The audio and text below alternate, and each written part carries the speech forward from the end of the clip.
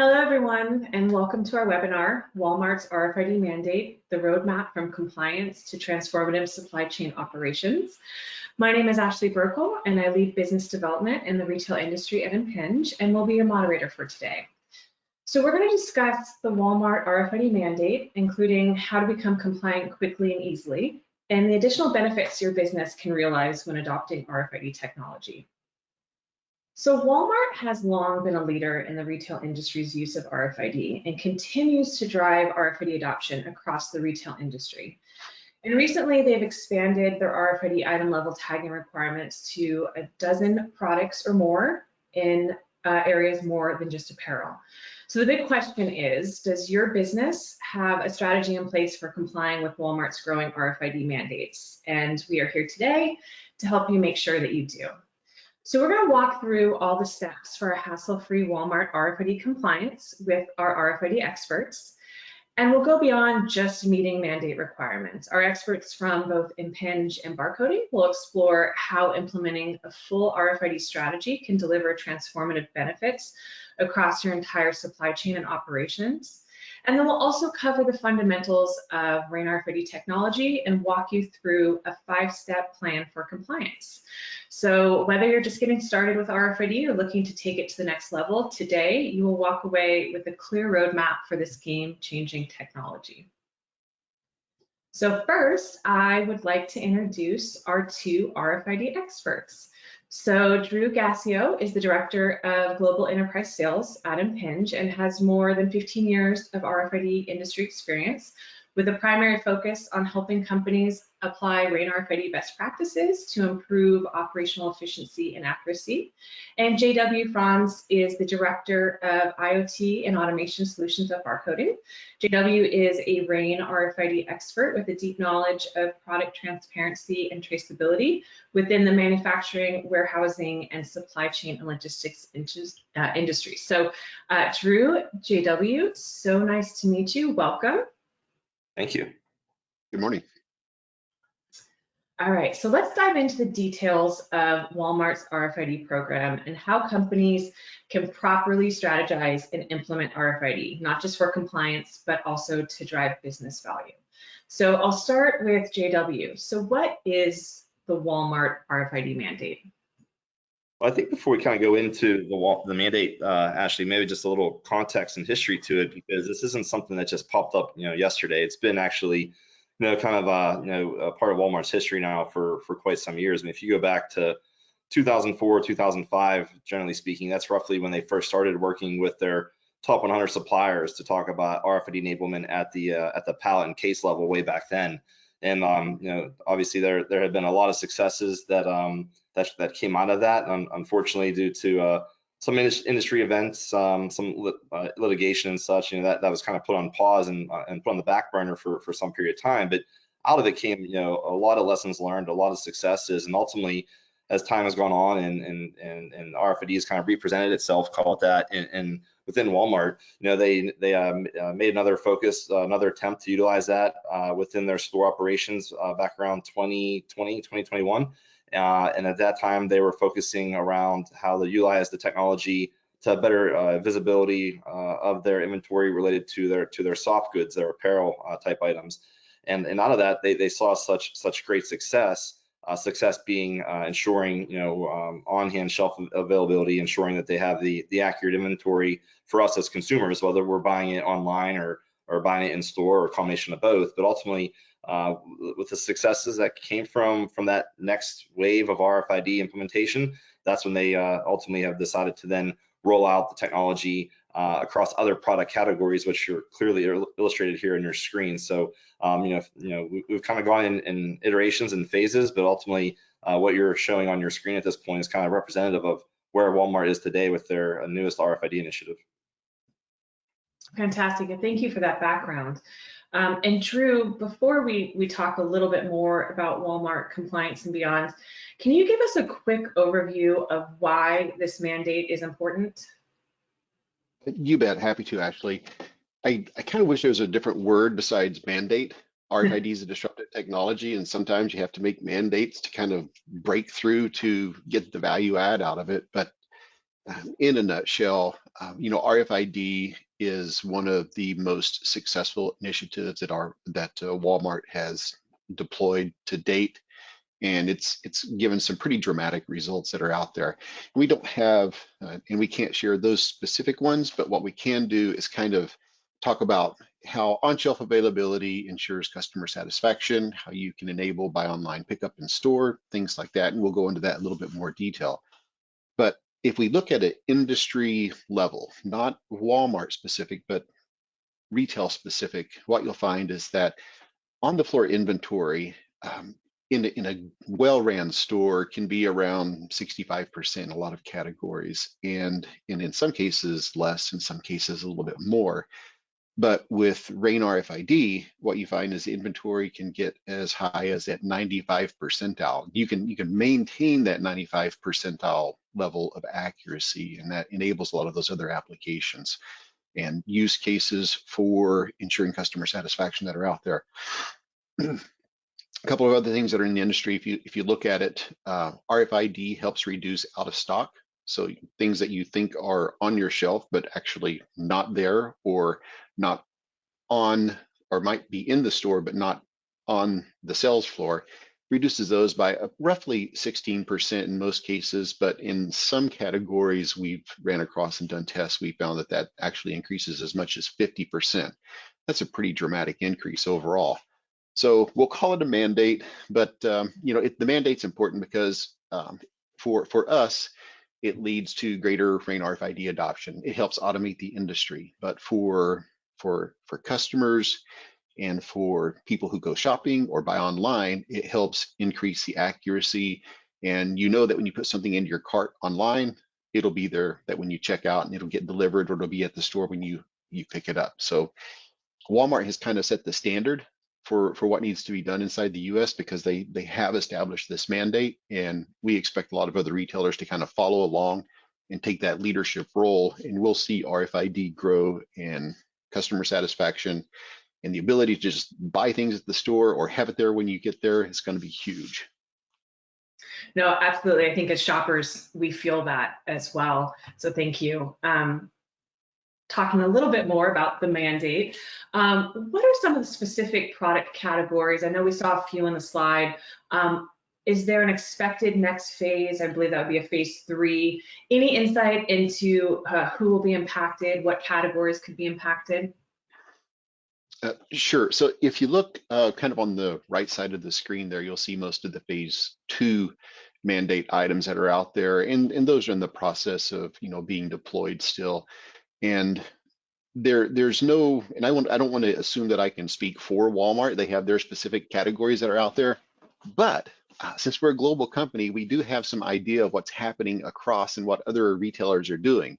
So there's some pretty good examples that we can follow. If we look to Latin America, many of the Latin America retailers they were some of the earlier adopters for apparel, and they're continuing to adopt more into accessories and a lot of the categories that you'll see with Walmart, but they're also starting to tag and track cosmetics and things like that. So if you go to some of the retailers in, say, Brazil, you will come in and you will see that there's going to be little RFID tags on a lot of the cosmetic items that are out there. So I wouldn't be surprised to see, some major retailers, and again, not speaking for Walmart, but I wouldn't be surprised to see those starting to be tagged at some point in the future. It's a challenging item, but it's also one that you can't just substitute your foundation or your lipstick, for another color if it's not in stock. So it's one of those items that, you have to have it there.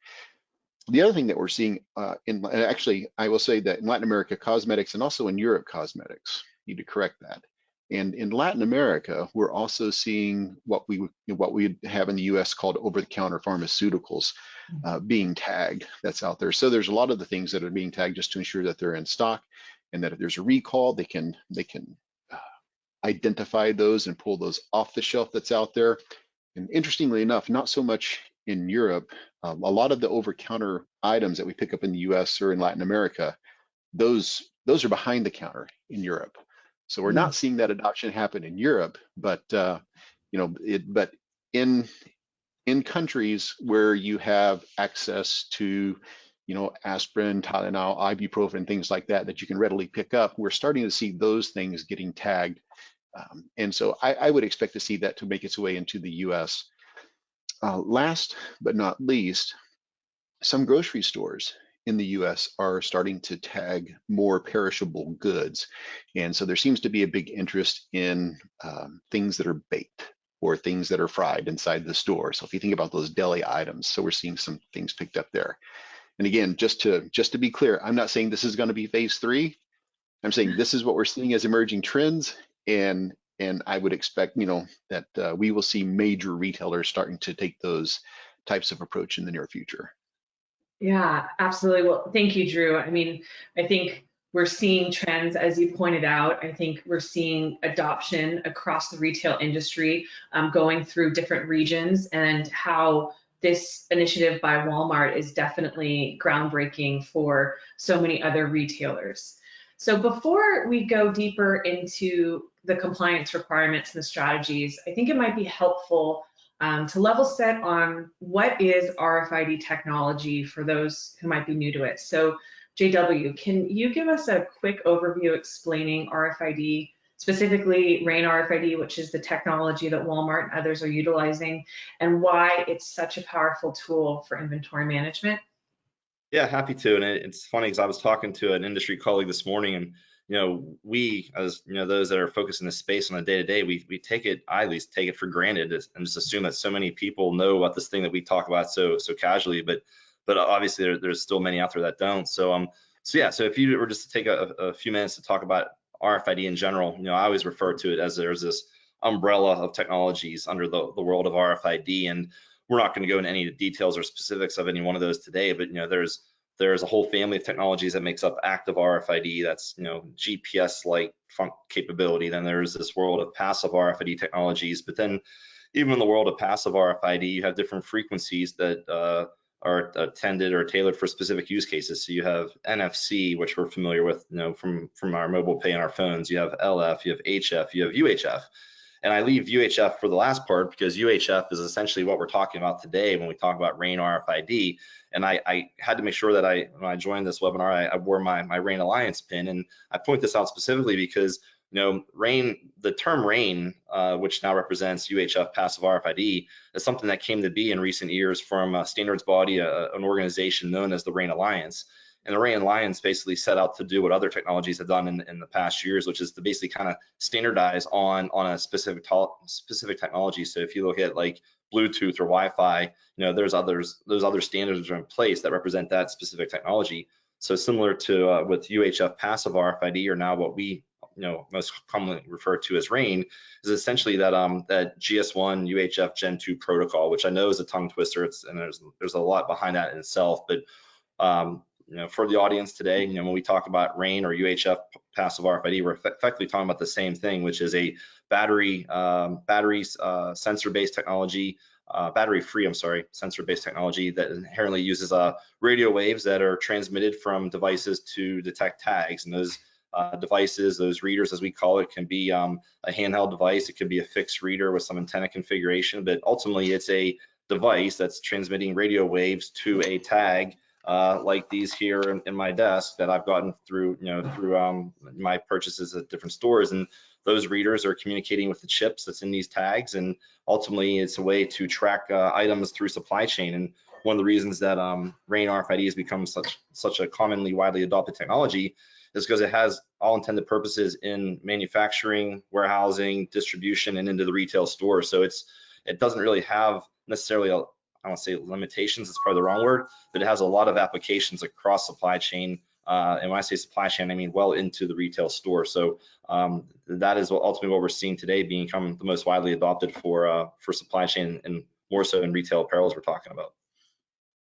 Yeah, fantastic. I always say that RAIN RFID is the gift that keeps on giving, because from the time you tag it till it leaves the store and possibly comes back in, you're able to track that item and know more about that item. So it's very, very interesting. Thank you. And if you don't mind, I clearly missed the key differentiator, because most of us today are very familiar with barcode, right? So when we look at how RFID is comparing to other similar like technologies that are purely complementary, truly complementary of one another. As we look at, how barcode is used in retail, scanning one tag at a time, with RFID, now we can read tens, hundreds, thousands of items, in a fraction of the time. So that's inherently where it also provides performance differentiators versus that of barcode technology. Sorry about that.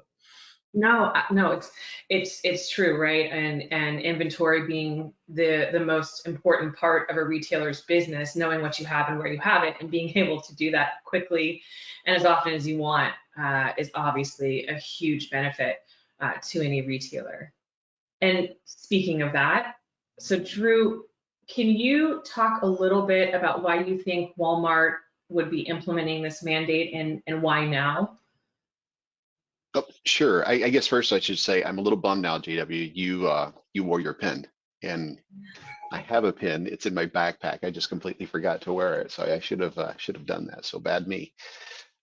So to your question, if you look at it, I mentioned early on that if you go out there, you'll find quotes where Walmart has said RFID is like the most successful deployment for technology that's out there. So if you're looking at the retail floor, and JW touched on it when he said that compared to barcoding, it's vastly scalable. So instead of scanning, a barcode at a time, I can pull a trigger and read multiple tags, through the protocol and the approach that RAIN RFID does.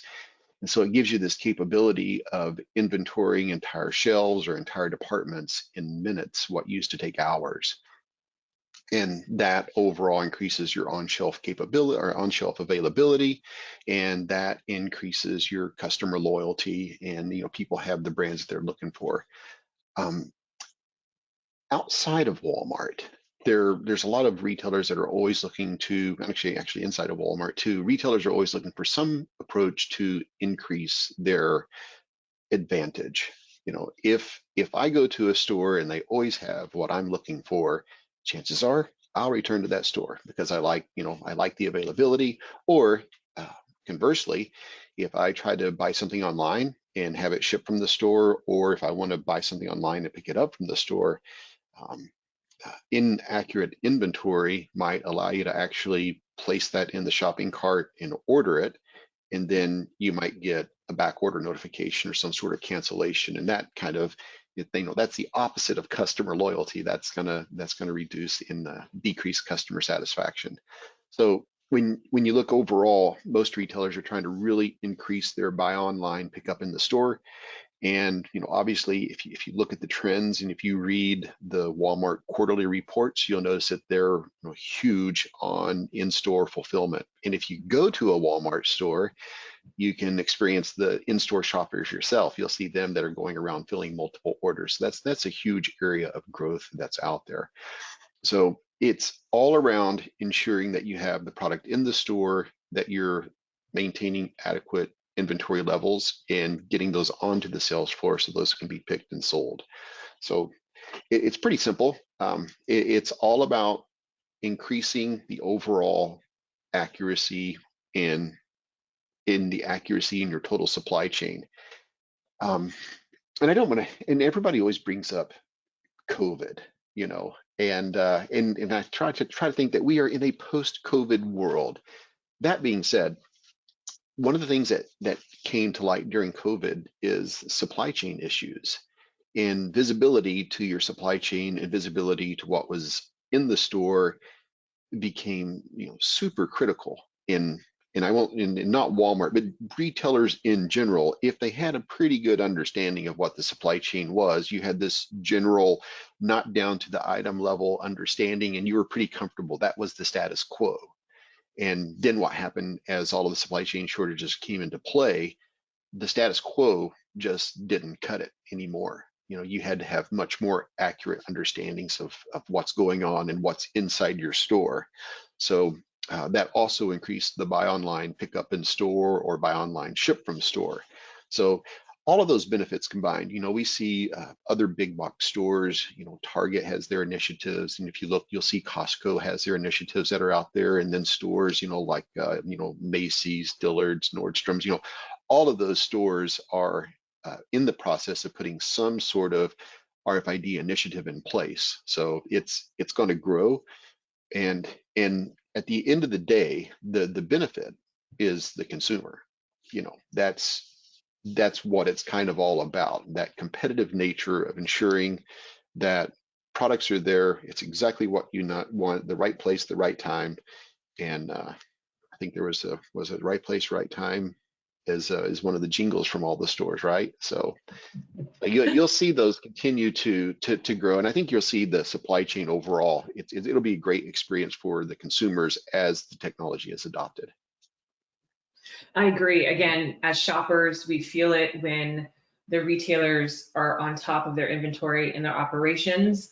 I think, as you pointed out as well, Drew, post-COVID, understanding the cycles that retailers went through during that time period and after, RFID is here to stay, and I think we'll continue to see more adoption by retailers, and that's only going to continue to grow. And I know that I've worked with many retailers from the start of their journey, and implementing RFID tagging is not without its challenges, especially for suppliers who are focused on getting ramped up for a mandate like this. So for JW, Drew, what are some of the common pitfalls or hurdles that companies face when they're trying to implement an RFID tagging program, maybe one specifically, again, for compliance or this Walmart mandate? And how can those potential issues be prevented or mitigated? Yeah, I'm happy to start, and then obviously Drew can chime in and piggyback anything that I say, good, bad, or otherwise.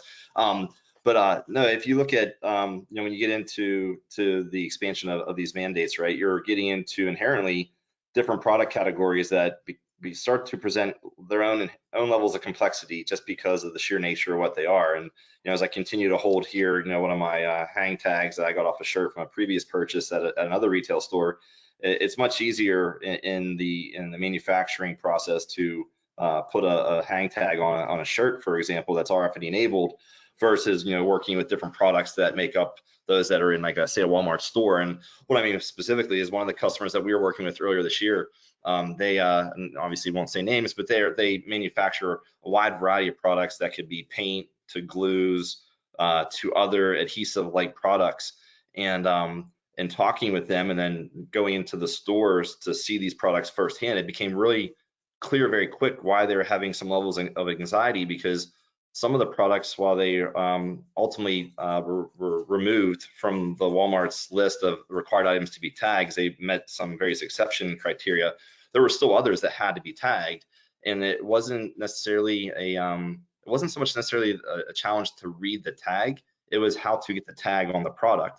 And in this case, one of the things that they were really struggling with was if you think about the big tubes of glue that kind of go in the glue guns or the epoxies or whatever, there was a very specific place inside the tube that they wanted to put the tag, because it was just based on their packaging criteria and other factors. And not only was it a very small form factor tag that had to be put into a difficult place, but it was also, how do you do this as a part of the manufacturing packaging process? So those are some of the challenges that that they had to recognize up front, because they still did not meet that exception criteria, which means they had to be tagged. So they did have to, look at their internal processes and work with their packaging vendors and partners like Impinj and barcoding to help them kind of go through that process to figure out how to not only get the tag on the product, but getting it on the product in a way that doesn't totally disrupt their process and still can provide them value. So I would say that those are some things to be realistic of, is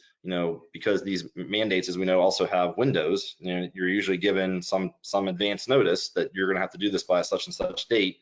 Don't wait until weeks before that date occur to start to figure out these problems that are, or these challenges that are going to be dependent on you, amongst others within your organization, as well as even some of your suppliers. So that is something that we're just seeing firsthand, is as these waves continue, or these the mandates continue to expand and grow, you're getting into other more challenging tagging applications. That's good, JW. If I were to add a few things to it, I'd probably want to take just a little bit of a step back and kind of look at it from a holistic perspective. My first interaction with what would be, the modern RFID was in the mid to late 90s, and the Gen 2 spec was passed, what, 2004, 2005? And so, it's 20 years, we're 20 years into this. And you would think that it's a lot more mature if you think about how Wi-Fi was adopted over 20 years. But, it took Wi-Fi a long time too before, it was everywhere. So RFID, RAIN RFID is still somewhat of an emerging technology. And that means that there's a lot of companies that just don't have that in-house RFID expertise. And I'll say specifically within the US, globally, there seems to be more of a linear adoption rate, and we've seen some ebbs and tides inside the US. It's kind of been a couple of things that have affected the marketplace. So we'll go through a period of very rapid adoption, and then a period of slow adoption, and then a period of rapid adoption. And today we're in a period of rapid adoption. So it's not just Walmart. There's a lot of companies that are doing this. And in a period of rapid adoption, we will find new experts that come out. And so I would say, word to the wise, you want to research and ensure that you're working with somebody that is indeed familiar with RFID, that they have the experience. So, if you can reach out to barcoding, you can reach out to Impinj, and we can definitely partner with you and ensure that you're getting quality advice. And in the case of Walmart specifically, if you're a retail brand owner and you're part of what their mandate was to get items tagged, they actually provided some online training, and they would have seminars that would say, this is what you need to do and this is how you approach it. And it was a big help for the retail brand owners to get up to speed. And the one thing that it did is it got a bunch of items tagged. And what I would expect to be happening inside the industry is that now that we have all these individual items tagged, that the retail brand owners themselves are using that same information that you're using for compliance with Walmart to be able to optimize and start working your supply chain systems. And so that is occurring. And if you're talking about, what is kind of the outcome or what are the challenges of the mandate, one is just getting everything tagged, and then the second part is now that we're doing all this, we have all this information, let's get this information. And then the next thing is, it's like, okay, we have all this great information and there's clear value to it, but sometimes companies have a little bit of a challenge trying to go back in and take this incredible amount of new information and applying it to their business processes. Yeah, absolutely. I mean, I think between JW, Drew, you've showcased that there's a lot of complexity to adopting RFID. It's a proven technology, but for so many companies, it's not a technology that's necessarily embedded into their staff currently, into what they're doing. So having partners to shepherd them into how to really adopt a strategy and to comply is important. So I think it's a good transition for us to talk about the guide to Walmart's RFID mandate that Impinj and Barcoding created earlier this year, which lists 5 steps to take so you can reach Walmart's RFID compliance. And the 5 steps include understanding your scope, finding an RFID partner that understands your business, defining a tagging strategy, defining a reading strategy, and identifying your earliest tagging opportunity. So let's start with step 1, understanding your scope. Drew, what should be the first thing someone considers when they're trying to understand their scope?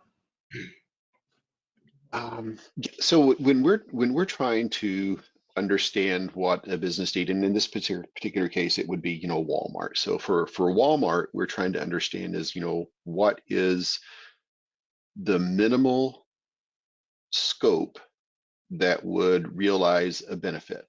So, obviously for Walmart, it's a mandate. They want these items tagged. So there's some processes that you have to put in place to be able to do that. And if it's okay, I'm going to just take a step back. There's a mystery around RFID. I think you said, I don't know if I remember your specific term, but I think you said, RFID can be complex, or it can be challenging. And the reason it's challenging is because, there is a very rich set of best practices, and we really try to communicate all of those best practices, like webinars like this, and there's numerous of them out there. But the propagation and the expansion of that knowledge is occurring. I just wish it could happen a little bit faster, you know. So all of those, you know, like the CompTIA boot camps and things like that, there are a lot of people that attend those, and that really does help get the knowledge spread out there. So I would say, you know, first thing to keep in mind is, you know, don't panic. You know, there are methods that are tried, true, established, and replicable that you can do. So you would apply this type of approach with a lot of other things. So one, start with the minimal scope. You know, what is going to be there? So once you get into RFID and you kind of understand what information can be harvested from it, and you're meeting that minimal compliance piece, then you can start to take a step back and understand those other applications or use cases, or those thresholds of information that you want to have that will help your overall operations that are out there. So, you know, the most important step to getting started is to, one, determine if you're going to have a subject matter expert that will be somebody that you hire, or as a consultant, or somebody you establish. And I would say the inverse of that is, what you don't want to do is just have a person that has a minuscule amount. You know, you want to find that person that would be committed to understanding the technology, not I have to do this. It's an I want to do this and I want to understand this. So you want to identify that person that has the passion for improving the process and understanding how the technology works in real use cases. So that was probably a little long-winded, but that would be step one for me. Okay. And JW, anything to add? No, you know, Drew is, I would say, spot on. One of the things that I was going to add at one point, just because you both have said it in different ways, is it's not a matter of if the technology will work. It's proven to work. It's just a matter of how it will work with a part of your process. So, you know, and I'm getting a little bit ahead of myself because I know that we're probably going to talk about this here in a little bit more. But yeah, I mean, it's, you know, you have to look at your people, you have to look at your processes, and look at how the technology works within that. It's not just starting with technology and expecting it to work. So it will work, but just to make sure that it aligns with how your business operates. Yeah, no, absolutely. Good point. Very, very important point. Absolutely. So Drew, how can someone start to define their tagging and reading strategy quickly and effectively? So what are the key factors to consider when you're selecting RFID hardware and software solutions to make sure you have a successful implementation? Sure. So, okay, so Walmart specifically, they have training. They also have guidebooks, and they use Auburn RFID labs. So for identifying those, so there are classifications for product types and tags that have been approved to work, and that makes your selection process a lot easier. And that's in a nice little guidebook, and I'll take a second to plug our guidebook. We have our guidebook that you can go to our website, and I think Ashley will mention that here in a little bit, but it kind of gives you that shorthanded and abridged version to where you can you know, get a lot of information, a lot of quality information in a very few number of pages to better understand what's out there. And then once you identify your tags, the next part is out there is really understanding about where those tags need to be applied. And that's where you have to start to assess your product packaging that's out there. So then, and there are processes that we follow, and JW can go to a ton of details on this. And if we, you know, if there was specific use cases, we can go into them and say, here are things that you need to take into consideration. One of the challenges that we run into is people say, where do I put the RFID tag? It's like, well, it kind of depends. You know, it's like you can't, just like you can't just put a barcode anywhere, you can't just put an RFID tag anywhere. Some thoughtful consideration needs to go into where the tag needs to go. And in this case, it's not purely aesthetics. There's some physics that are involved that have to go into there. So now you have your tags, you know where you want the tags to go.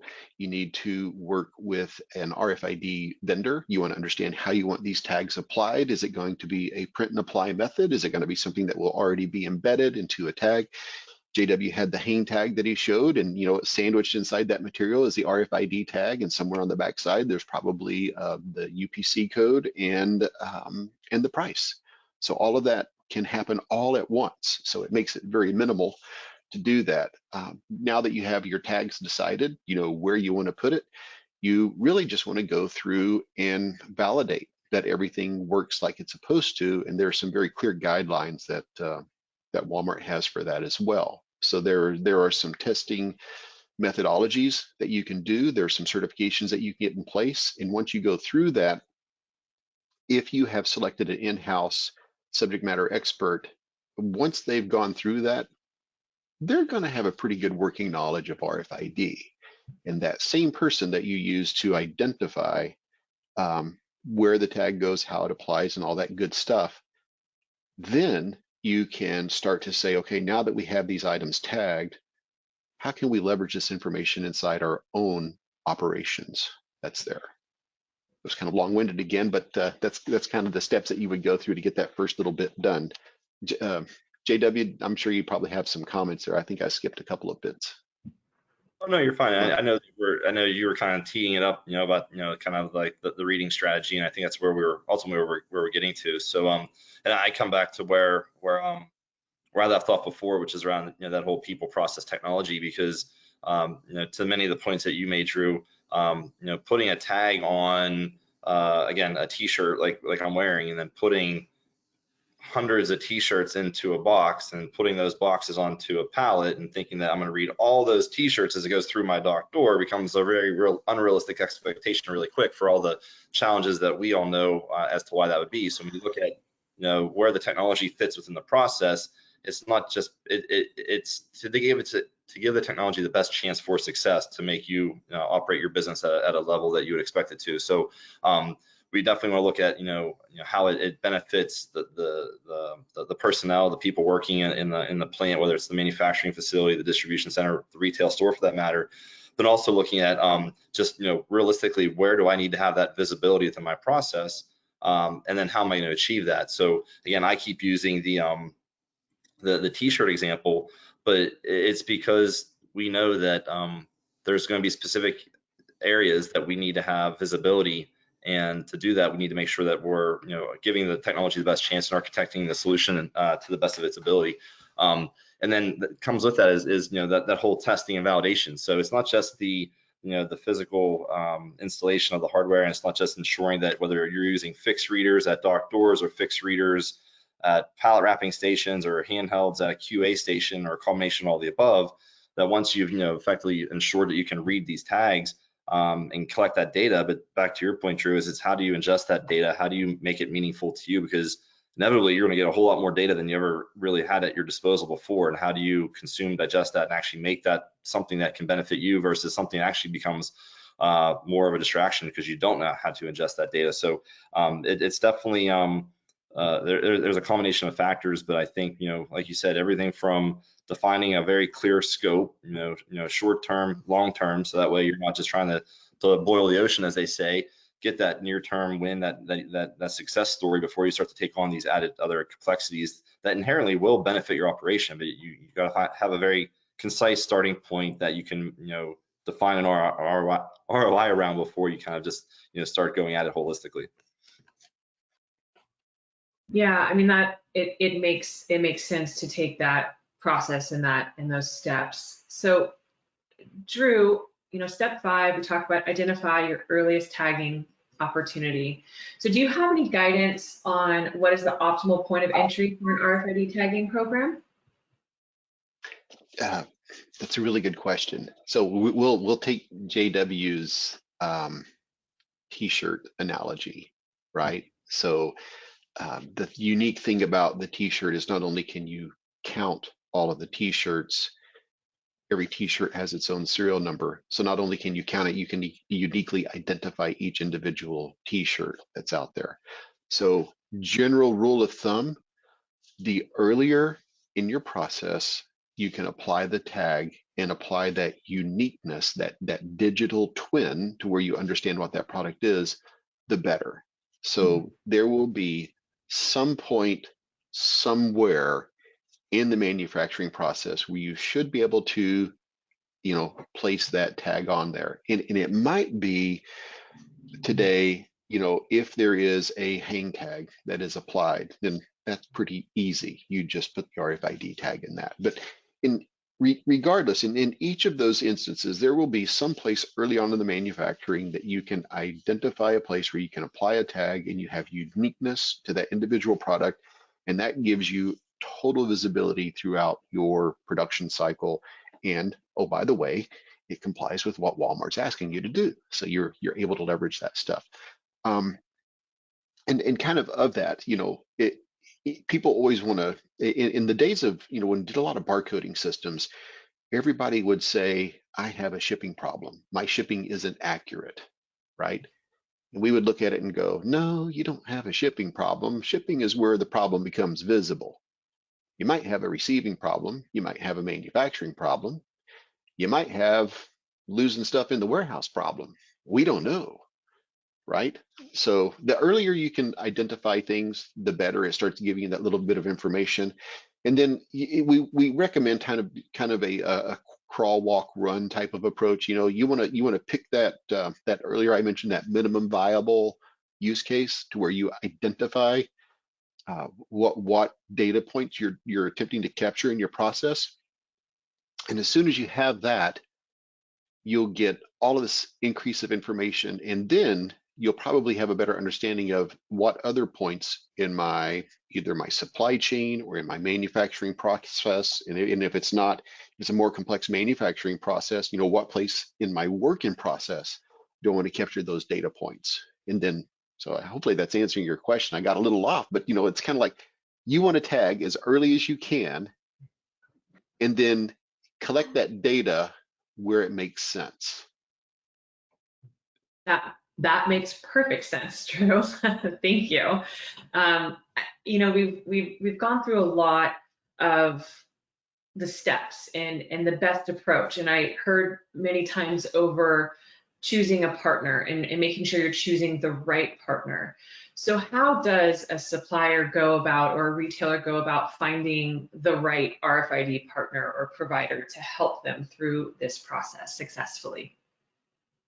So I think, well, there's a couple factors. One, when you are, in this case, a supplier to Walmart, and as I think we've mentioned it, or at least referenced it now once or twice, the nice thing is they've defined a very clear-cut path forward to success. This isn't the first time they've done it. They've gone through multiple waves, multiple iterations. Obviously, it's grown and has rinsed and repeated itself as as the categories have kind of expanded.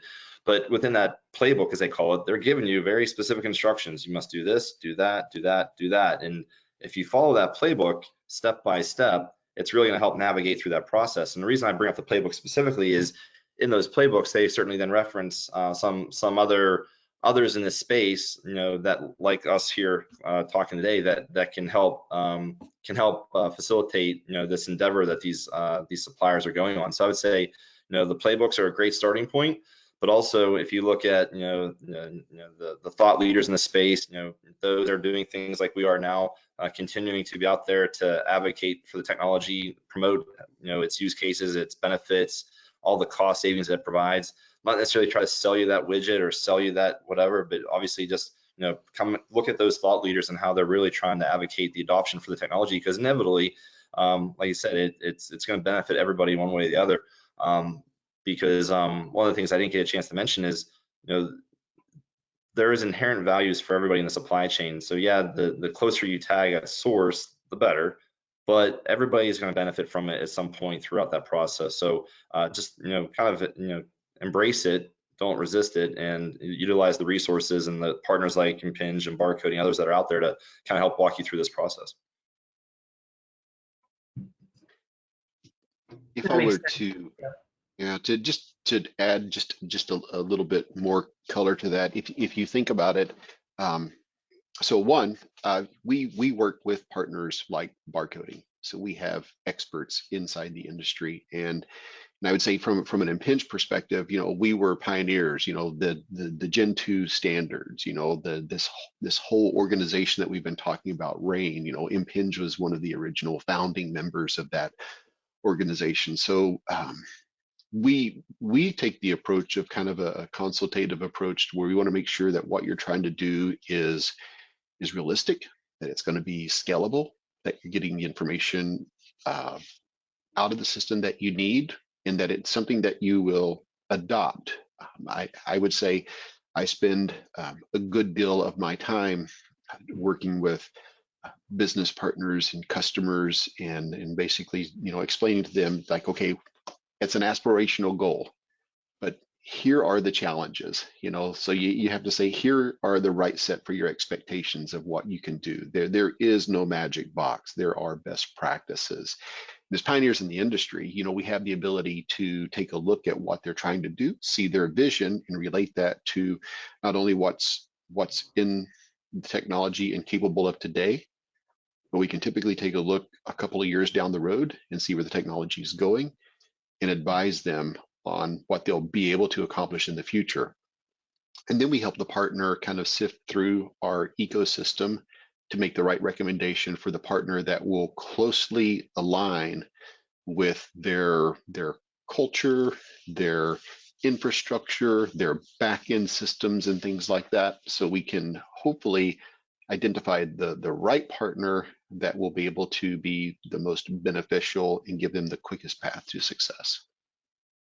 And Ashley, one of the things that Drew said, I just want to add one brief comment to is, obviously, working with, the experts in the space lines you up for the best opportunity for success. I'm sorry, but also come with the realization that nothing in this world is 100%. There are going to be various factors why at certain times, things happen, right? And maybe there's maybe at some point in my process, I didn't get 99.999% read accuracy. I got 98% accuracy for some reason. Just be realistic that there will be anomalies, reasons that those things occur, and obviously we'll take that in the best consideration we can. That's a good point. Even in if you look at barcoding systems, there are recirculation. They have recirc tracks for a reason. So things that don't get sorted, they go through resort. So some people will say barcoding is 100%. It's not. Every system has issues, but the best practices help you navigate those and set the right level of performance and what you can get out of the system. Yeah, so thank you. And I think you guys laid out steps to effectively meet the Walmart RFID compliance. But what I kept hearing again and again was about how to take advantage of this data, take advantage of this information for yourself as a company, and not just focused long-term on how to comply. Obviously, that's probably a short-term requirement initiative, but really adopting for long-term business values. So, while the initial driver for RFID will be that compliance for many vendors or retailers, but the long-term benefits come from integrating that RFID more deeply across your operations. So for Drew and JW, for those companies who are already using RFID, they're in that process. How do they get more value out of the RFID programs and capitalize on the capabilities coming from RFID beyond just meeting some mandate requirements? Yeah, I can throw out one or two examples, Ashley, and certainly you can keep me honest on time since I know we're getting closer to our time. But if I look at some of the customers that we're working with or have or are today, one of the things we have not talked about a lot thus far is, how RFID can offset some of our current labor challenges. I know we talked a lot about RFID from inventory accuracy, inventory visibility perspective. One of our customers that we're working with, they actually manufacture their own shoes overseas. They have a distribution centers here in the US, and they distribute to retailers. In this case, they're not Walmart, but still it's the point I'm trying to make is they actually had 8 people that were assigned to unload a single truck on a given day. There was one guy that was pulling the boxes out of the trailer, and then there was those boxes were getting put onto a conveyor, which was basically going onto a racetrack, and all those people there were just opening up boxes, looking at what was in there and doing basically QA checks, and ultimately once it made it around the track, it would get pulled off the conveyor and get put onto a pallet wrapper, and then other people do other things thereafter. Well, my point was that there was literally 4 or 5 people there specifically just looking at what was in the box. So using RFID in conjunction with other automation technologies like barcode scanning, we're able to basically identify the contents of the box and do that validation to make sure what was received was in fact what they expected it to be, while then taking those people that were assigned to do that very mundane, monotonous job and go let them do something else that was beneficial to the business. So in that case, RFID streamlined operations, it increased their inventory accuracy, but it was a huge labor savings because it took those 4 or 5 people and let them go do something else that was better suited for the day-to-day. So I can give other examples, but I know in the sake of time, I'll just pause there, and Drew might have some additional comments as well. I think you caught it. You said, the ability to serialize everything. So, and we talked about this earlier. So in the t-shirt, I guess in the shoe example as well, the ability to have a unique identifier not only allows you, you can identify that item as that item. So if there's a quality assurance issue that pops up later on, you know exactly where that one was manufactured if you're capturing that data. But in some instances, you just want to count. So you have all these unique identifiers, and you can strip off the unique identifiers, and you can take the SKU and the count, and inventory is done, right? So you're inventorying, 100 or so times faster than you would with a traditional barcode. And then where it makes sense, you have that unique identifier that gives you this robust capability to where you can identify it uniquely, and in some cases you can authenticate it, so you can identify counterfeit goods that are out there for high-end items. There's a ton of use cases that just come into play there.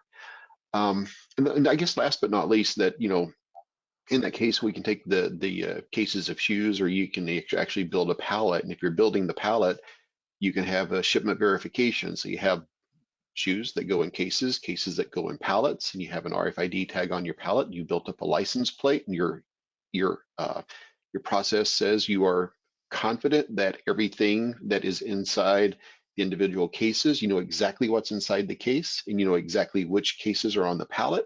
And then when it goes into a dock, you can scan that, and you will have advanced shipping notices that can go out to your, the next phase of your distribution, or to the end user retailer.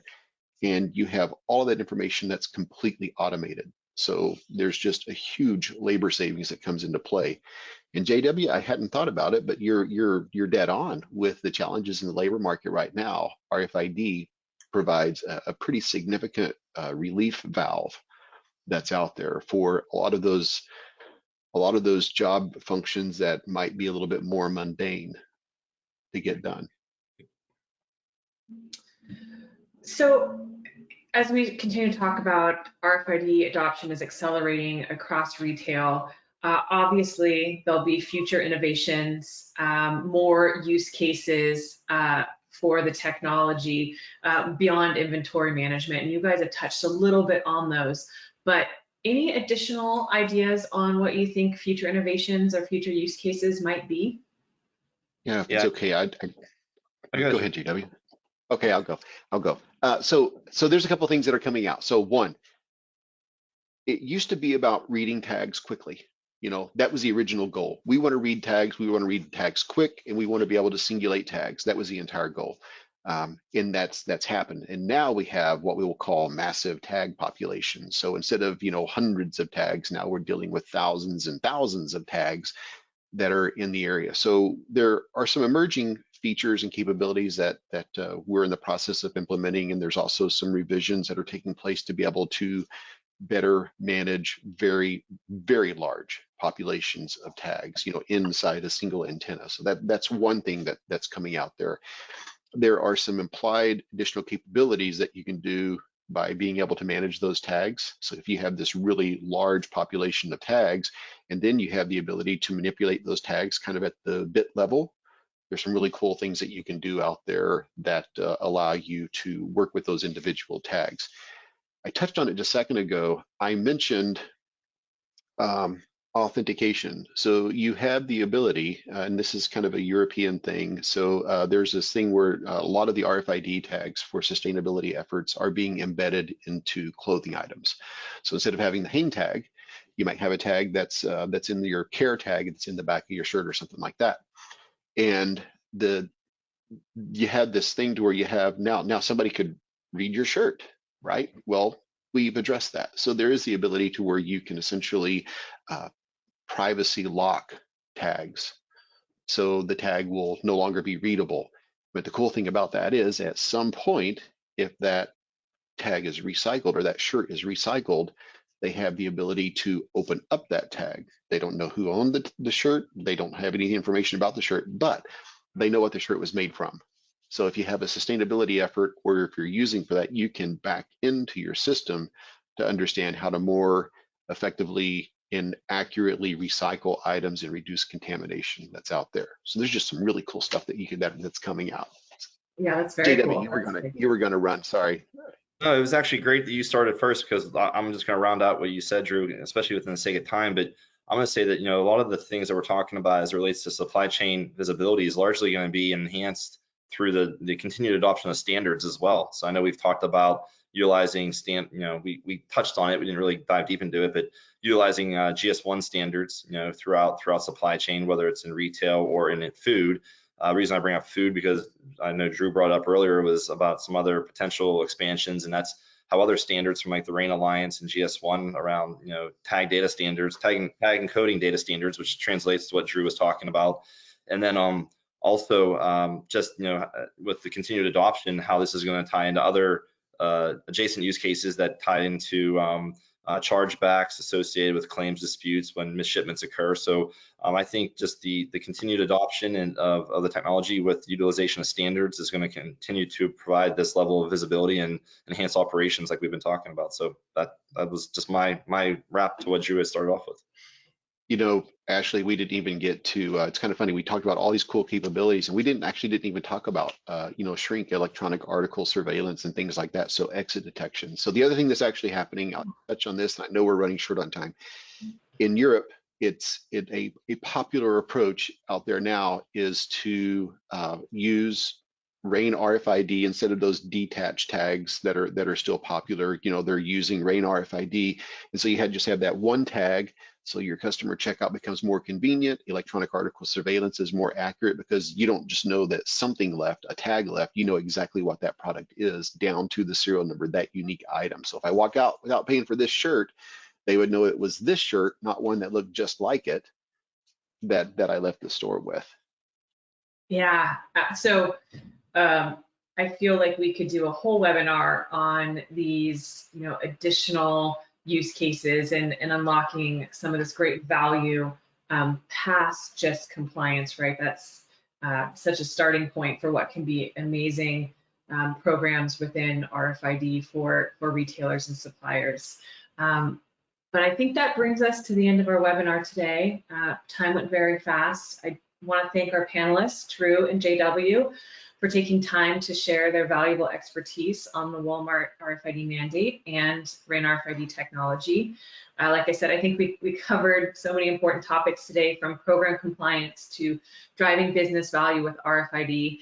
And for those of you who are embarking on your RFID journey, just remember to leverage the resources and partnership opportunities from experienced providers like Impinj and Barcoding. And we thank you so much for your questions. I've seen them come in. We don't have time to answer them today, but one of our panelists will follow up with you to answer your question. So I think that's a good note to end on. Thank you again to our panelists, Drew and JW, and definitely a big thank you to our audience for joining today. And if you want to review anything we've talked about today, this webinar, along with the full report, will be emailed to you later this week. So thanks for watching. Goodbye. Thank you.